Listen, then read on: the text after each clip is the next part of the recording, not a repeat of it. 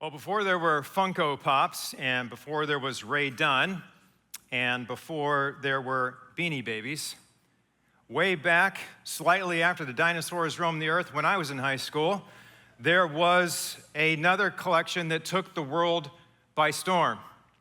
And what I'm talking about is Precious Moments. Precious Moments collectibles. Yeah, you're looking at that. Some of you are looking at that and you're saying, why was that a thing? Why was that a thing? And others of you, your hearts are getting warm and your glow is coming on your face and you're saying, why isn't that still a thing? That should be a thing. And you know who you are because you probably have these collectibles in your own home if that is you. And this was one of the wedding presents that Julie and I got way back in 1985, a precious moment, bride and groom. And I hate to admit it, but there's more than one of these that's ours, but it's true, yeah. But the Precious Moments movement came with these little quips, sayings, you might even call them definitions of love. Definitions kind of like this: love is never having to say you're sorry. Or love is holding on to that next precious moment. Well, regardless of the intentions of those who were writing those definitions or those quips, that's really not an accurate expression of what love is.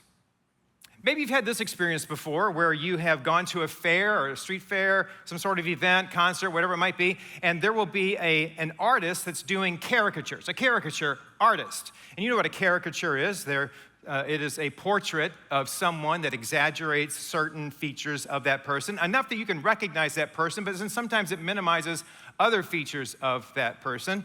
But for the most part, it resembles, but it's really not an accurate depiction of who that person is. But of course, these days, AI can do anything, and you can have AI do your own caricature. So there was a person in our office who produced this caricature of me.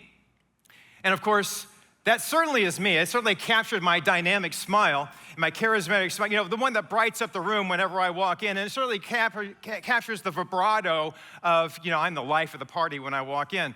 But other than that, there might be some other features that kind of resemble who I am, but it's really not an accurate depiction of who I am. You may have heard of Jacob Ryan Reno before. He is a comedian who does portraits. Now, if you're following along at home, keeping score at home, a comedian who does a portrait might not be a good choice for you. You might not be thinking, probably shouldn't have a comedian doing my portrait. Well, you would be right in his case.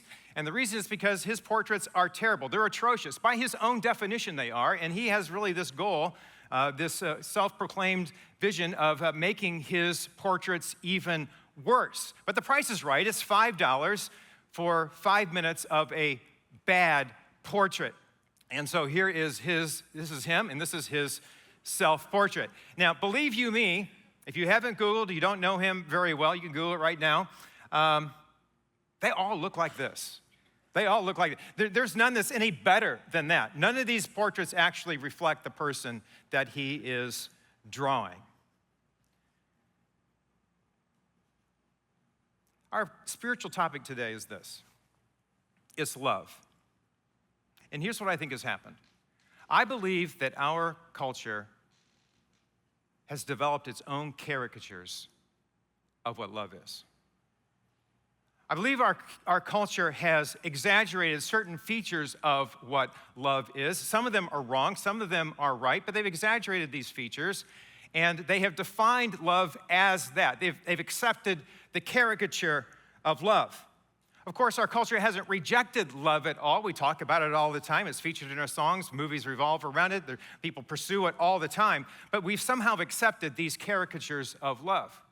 For example, we may have accepted the exaggeration that love is emotion to the point that we believe that love is nothing more than what we feel.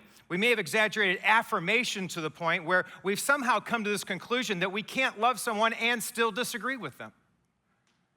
Some of us have exaggerated love to the point that we believe that it's merely about self-expression, and I only feel loved if I feel accepted. At the same time, we've quietly dismissed what those distinguishing features of what make love actually love. Now, why is this important? The reason this is important is because what you believe about love has spiritual implications. For example, if I mistake sentimental love for transformational love, then I might fool myself into thinking that I have received the love of God and I am living out the love of God simply because I feel deeply or because I affirm readily.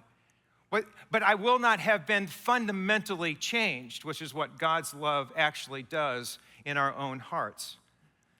The love that's defined by our culture is not the transformational love that comes from heaven. Let me put it this way. If I settle for a caricature of love, I might misread the condition of my soul. And so here's what we're going to be looking at today.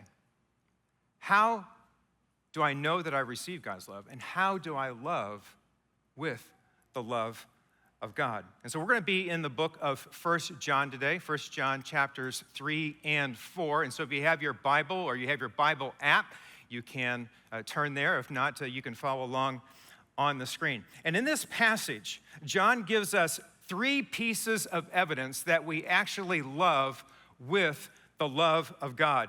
And the first evidence is this, is that we see it. Now, this should be obvious. This should not take anybody by surprise at all. Everybody expects someone who claims to be a follower of Jesus Christ to be someone who loves. Everyone expects a church that claims to follow